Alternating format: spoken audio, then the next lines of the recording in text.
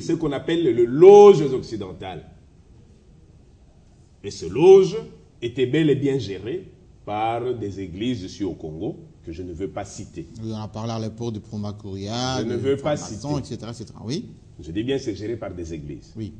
Et malheureusement, en approchant ce genre de loge, il était obligé de ne pas faire retour.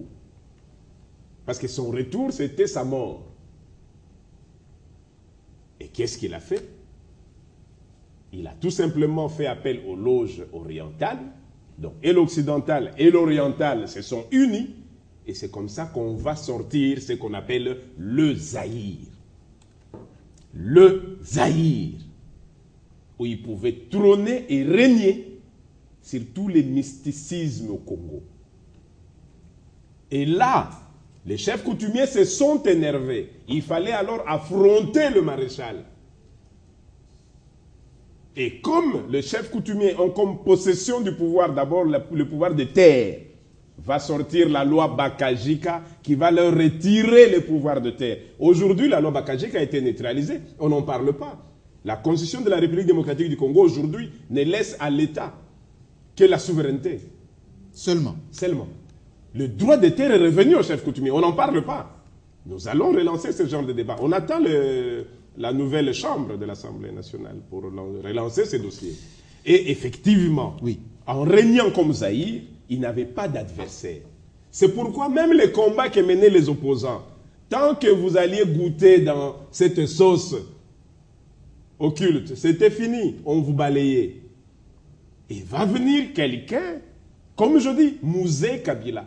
Pourquoi je dis, on a une mauvaise compréhension de Mouzé. Mouzé, c'est d'abord le Congo.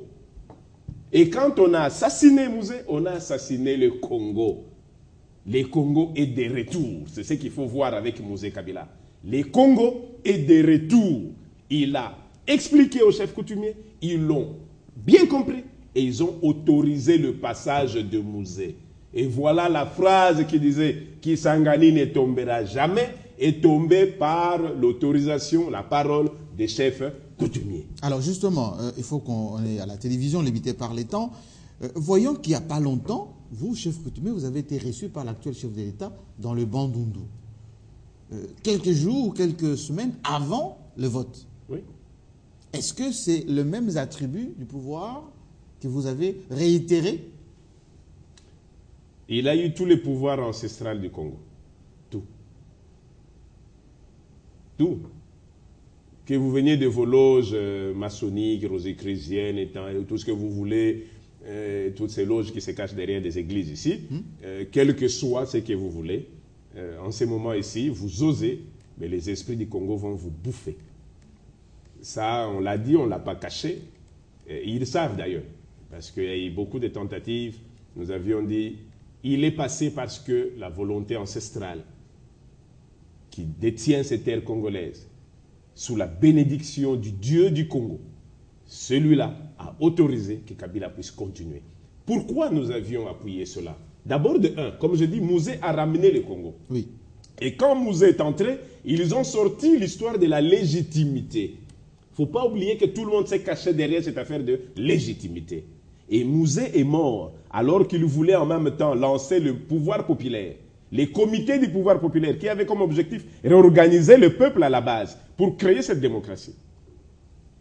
Mais comme il était déjà cette cible de celui qui a ramené le Congo, il fallait très vite le neutraliser. Mais bonne chance à Joseph Kabila, qui prend les choses en main et qui dit « J'irai partout pour asseoir cette légitimité ».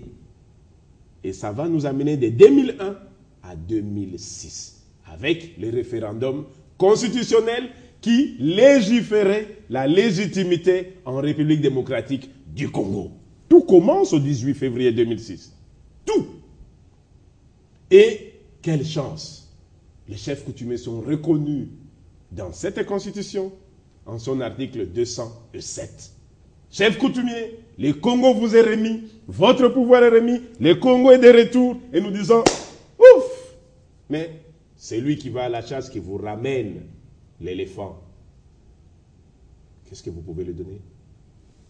La légitimité, bien évidemment. C'est ça, le 20 décembre 2011. Alors, justement, chef Difima, pardon, excusez-moi.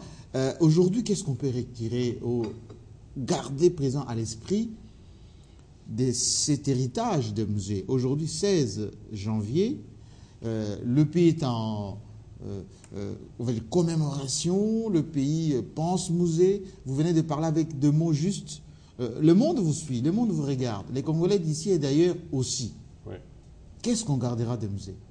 Ce qu'on garde de musée, c'est comme je dis d'abord le 17 mai, le jour où le Congo est revenu. Je dis, c'est le jour où la démocratie a commencé au Congo. C'est le jour où l'esprit congolais est revenu. Et c'est ce qui justifie d'ailleurs que cette date du 16 janvier, date de son décès. Moi, j'aimerais vous rappeler, parce que vous avez peur souvent des Occidentaux, vous. Avant le 16 janvier, Oui. il y a un chef d'État américain, pour ceux qui nous suivent des États-Unis, nos Congolais qui nous suivent de Bruxelles. Un chef d'État américain a dit « Je réglerai l'affaire de Kabila avant la fin de mon mandat ». Oui, Bill Clinton pour ne pas le citer. Son mandat a pris fin le 15 janvier. Le 16 janvier mourait Mouzé Kabila. C'est vrai, nous ne sommes pas là pour la vengeance, mais il y a toujours un délai pour que quelqu'un se repentisse. Merci beaucoup. Et ce que je veux ajouter, c'est que par la même occasion, ce sont les pays limitrophes qui ont annoncé si haut la mort de Mouzé, qui ont ouvert des champagnes. Le peuple congolais, j'ai vu comment il a pleuré Mouzé. Mais ma préoccupation, c'est que quand ce peuple a fait le plein du boulevard, quand à Lubumbashi, les gens tombaient à terre, quand à Kingasani, Simasina, les gens tombaient par émotion, le palais du peuple plein, j'aimerais bien que ce jour-là, qu'on puisse se l'approprier de nouveau et se poser la question, qu'est-ce qui s'est passé ce jour-là? Pourquoi les Congolais se retrouvent dans l'hypnose d'oublier très vite ce qui venait de lui arriver? Mouzé est comme Moïse. Laissez-moi, parce que j'ai entendu des gens dire que la majorité des Congolais sont chrétiens, oui, avec vos statistiques inventées de vous-même. Mais puisque on veut ces mots-là, Moïse, qui s'est permis d'arracher les Juifs de cette terre d'Égypte, où ils s'étaient rendus eux-mêmes, où ils se sont mis en esclavage eux-mêmes, il les a amenés là-bas. Il les a sortis de là. Il les a fait traverser la mer Rouge par un miracle que le monde entier a suivi. Mais qu'est-ce qui est arrivé quand Moïse a dit, très chers compatriotes, laissez-moi aller chercher les lois qui vont nous permettre d'atteindre la terre promise, Israël. La loi, c'est ça la légitimité. La loi, c'est ça la constitution. Mais quand le peuple a vu que Moïse traînait, parce qu'ils voulaient tous dire, ventre affamé n'a point d'oreille. Ils ont dit ça, ces juifs-là. Et ils ont de nouveau réinventé, avec l'or qu'ils avaient, des statuettes qui devaient leur servir, des divins qui n'étaient pas les leurs. Ils ont une punition jusqu'à aujourd'hui. La guerre Israël-Palestine ne prend jamais fin. C'est pour dire que si Mouzé est mort, c'est parce qu'il fallait donner une légitimité dans ce pays. C'est le sang de Lumumba qui colle déjà demain. Ah oui, 2 journées bien collées. Ce sang-là, nous les coutumiers nous disons, plus personne ne va plus traverser ça. Le Congo, par le sang de Mouzé, a pris une vitesse. Ça, les Congolais doivent le retenir. Je le répète d'ailleurs aux hommes d'église qui se disent hommes de Dieu, comme si de l'autre côté ce sont des hommes de diable. Non, qu'on arrête de jeux de mots. Nous disons qu'au Congo, le sang de Mouzé, qui a coulé par la complicité même des églises, va répondre au travers des chefs coutumiers. Retenez que la date d'aujourd'hui, c'est la date où Mouzé a ramené le Congo. La date d'aujourd'hui, c'est la date où Mouzé a fait couler le sang. Comme à l'époque des relégations Kimbangis qu'on tuait. Le sang a atteint le niveau top. Et la date de Mouzé doit rappeler que d'ailleurs le cinquantenaire est passé. Nous venons d'élire le chef de l'État pour la toute première fois reprend l'investiture ancestrale au Congo.